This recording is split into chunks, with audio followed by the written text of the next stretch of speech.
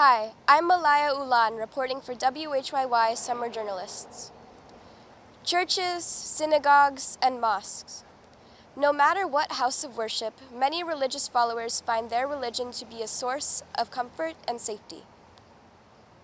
However, considering recent religious gun violence like the Australia mosque shootings, those same followers show a newfound sense of wariness when stepping into their respective houses of worship.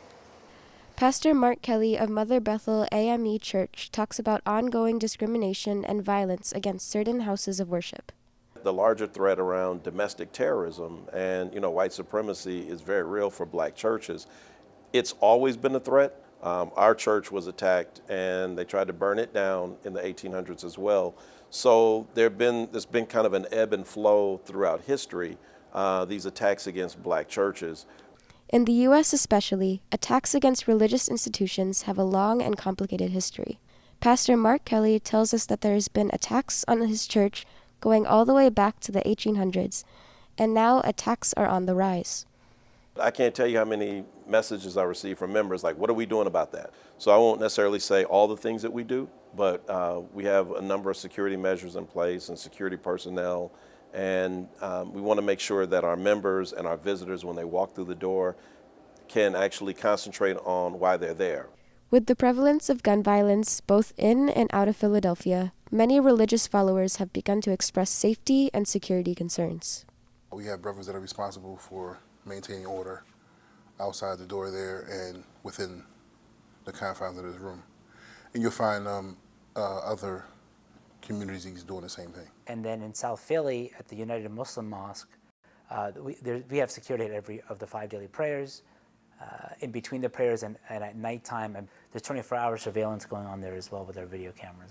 Security is more important now than ever to combat the growing surge of gun violence and hate crimes. Whether by adding undercover guards or monitoring cameras, different religious institutions are tackling security in a multitude of ways. At the Center City Mosque, the current amount of security is simply not enough. So our plans are to have employees that are security employees with benefits. In addition, make sure that we have our attendees get trained for personal self-defense classes and attend larger Muslim gatherings with other mosques so that we can work together and coordinate our security protocol. The matter of security has never been more relevant. The general sentiment from different religions is the same.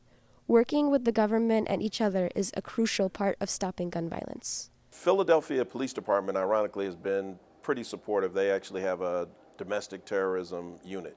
But I will say that one of the problems has been in accessing the federal dollars that are out there. So there are a lot of grants that were made available, again, really after Mother Emanuel and then after Tree of Life, that provided money to congregations.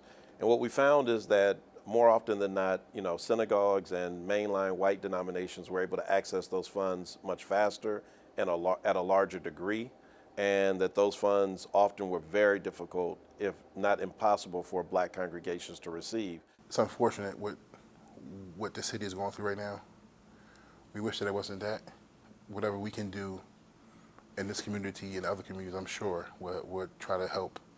We need to be more proactive about trying to stop the violence in the city of Philadelphia, or any city for that matter. Although there is shared sentiment between various houses of worship that the government has been helpful, many have expressed that there is still a great need for more protection from local and federal agencies. Reporting for WHYY's Summer Journalism, I'm Malaya Ulan.